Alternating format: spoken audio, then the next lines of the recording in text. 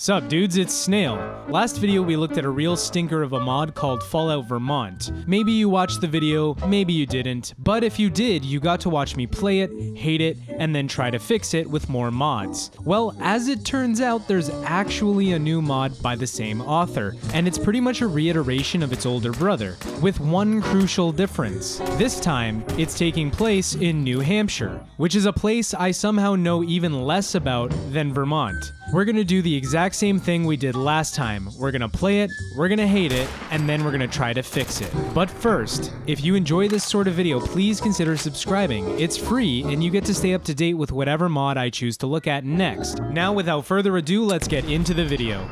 Fallout New Hampshire is another Newlands mod from the same author as Fallout Vermont, which is the mod that we covered last time, and if you want to watch that video, it's up here in the corner. Go ahead and give that a click. But anyways, New Hampshire was released almost exactly a month after Vermont and is largely the same experience. Massive forest area, some poorly decorated towns, awful AI voice lines. My name is High Priest Jeff. And ghouls. Many ghouls, in fact. Actually, this mod has many more ghouls than Vermont ever did, even without my mod fixes and extra ghoul spawns. As a horror experience, with only the mods I used to fix Vermont, it was a much more plausible experience that keeps you invested enough in combat to participate in the story, even if that story is practically non-existent. We'll get to the story later, but let's stay on the subject of the good things that this mod has to offer. The ghouls, trees, and claustrophobia of a forest setting make for a decent survival shooter. The landscapes are beautiful during the day, and the scenery is really worth just taking in when you're not busy mag dumping into some radiation zombies. I'm gonna say the same thing about New Hampshire that I said about Vermont. If this modder worked with people capable of filling in their shortcomings, I have no doubt that they would be able to produce something really good. However, that's about where the good things in the mod stop. Just like Fallout Vermont, there's a lot to dislike as well. So now let's talk about the story. The mod opens you up to New Hampshire in the same method as Vermont. It's found in a passage north of Sanctuary. This time, it's not a secret tunnel that takes you there, it's a forbidden passage. Cringe, but whatever, let's move on. Going through the forbidden passage, nearly immediately you're accosted by some weirdo who wastes no time telling you about his problems. Surely my eyes must deceive me. Surely I did not just witness someone coming out of the forbidden passage. A great blight has overtaken our lands.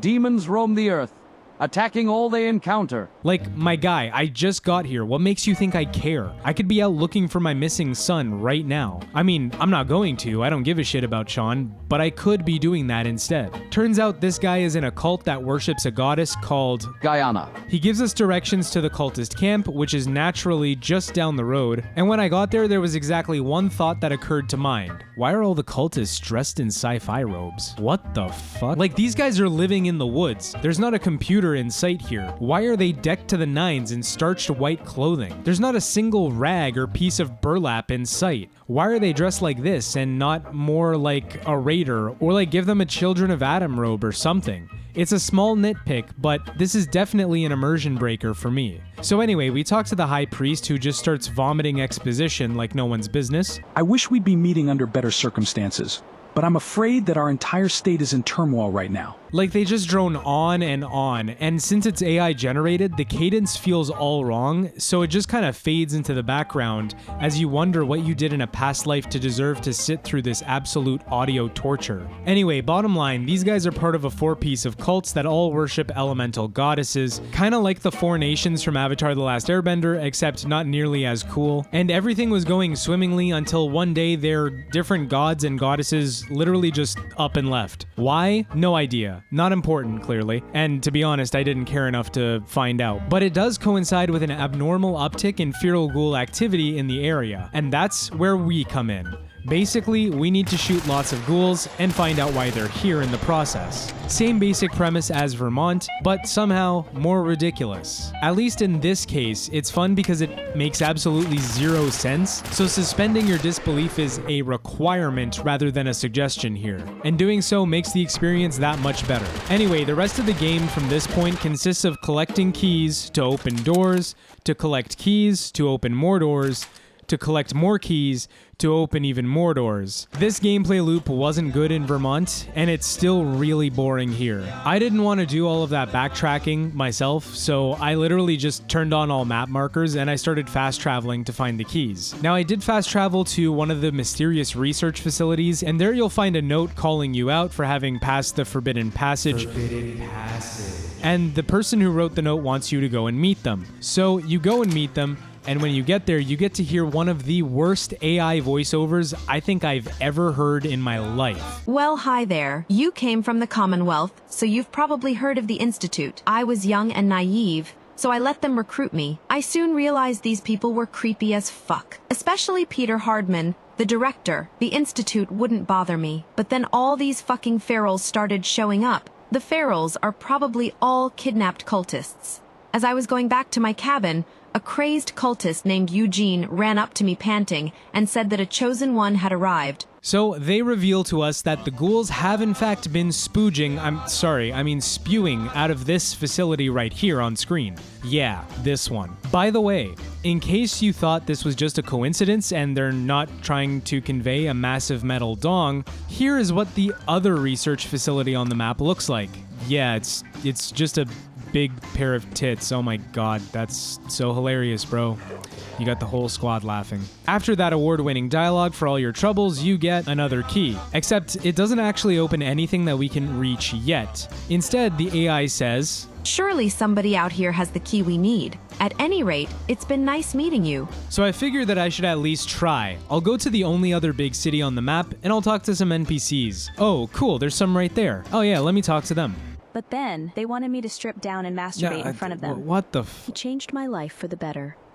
No more blowjobs for caps. Why? People around here call me a slut. No. But I like to think of myself as sex positive. Who writes this dialogue? What the fuck? So none of them had the key, and just like, yeah, this is too much, man. I think a good dick joke is funny now and then, but dick jokes are like hard drugs. Too much is just sort of sad to watch and repulsive to listen to. So I turned off the mod and I gave up trying to play it seriously. Now from a meta point of view, the mod is far improved where ghoul spawns and enemies are concerned, and the early level design is pretty good. I did actually feel really good about entering the area and walking down the path to fight all those ghouls, only to get blown up by one of my own rockets. Again, I think the author just needs to partner with other people and be receptive to criticism, and they can probably make something truly worth playing. That brings us to the second part of the video. What did I do to fix this experience? Well, unfortunately, most of my issue with this mod lies in things that are very hard to just mod away from random mods on Nexus. I'll have to take some extreme measures to make this work, and it's going to have to start with the thing I hate the most about this mod, the characters. So first what I'm going to do is I'm going to open up Fallout 4 Edit, which is a program that allows you to change all sorts of different values within the game's files. And I'm going to make some changes to all of the NPCs in the mod plugin. I'm going to change them all from essential to non-essential. This means the NPCs are now killable. Next, I'm going to install Real AI. I spoke about this mod last video. It's from the same guy who made Decay, which is a mod we used for the ghouls, and a mod that I'm actually still using for Fallout New Hampshire. Real AI is going to hopefully make the AI placement and pathing complete chaos, and it's going to give them the ability to hear and track me down by gunshot from just about anywhere on the map. Now next, I wanted to play with a new toy, so I brought in remote explosives, which puts C4, IEDs, and even a remote nuke in the game for you to use against enemies or annoying NPCs, you know, whichever comes first. As for my weapon arsenal, I actually went and I got a whole new arsenal of weapons. Those links are in the description if you want to play with them, and here's a screenshot of all of them. Anyways, I threw all these mods together to see what sort of effect they would have on my enjoyment of Fallout New Hampshire, and these were the results. So after changing the NPCs from essential to non-essential, I noticed that NPCs still didn't react to me shooting them, which really sucked. It kind of just felt like I was at a shooting range. There was no movement, there was no fight back from the NPCs. I mean, I would have won anyway, but that's not the point. Even with Real AI and losing essential status, the NPCs had absolutely no reaction. You and me both know that's bullshit.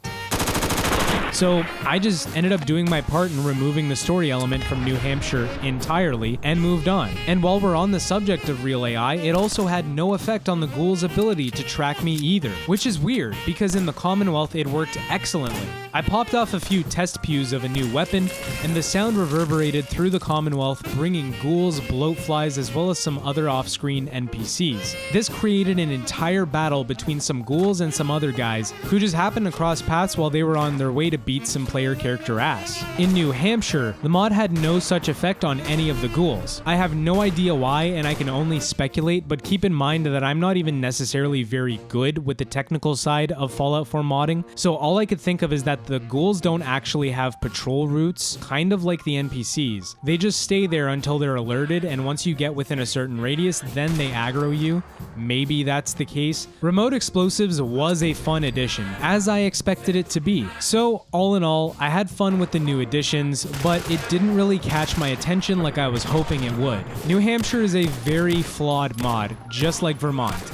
It's definitely better than Vermont in many aspects, but in the most crucial areas, it is lacking in something fundamental to any good gaming experience.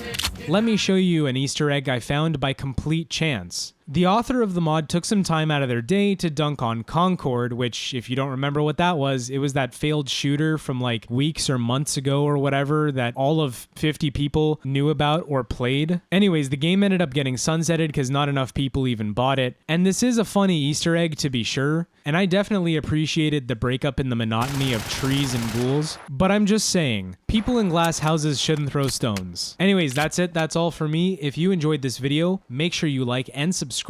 Both of those things are free. I'm Snail, take care, brush your hair, and peace dudes, I'll see you on the next video. Bye-bye.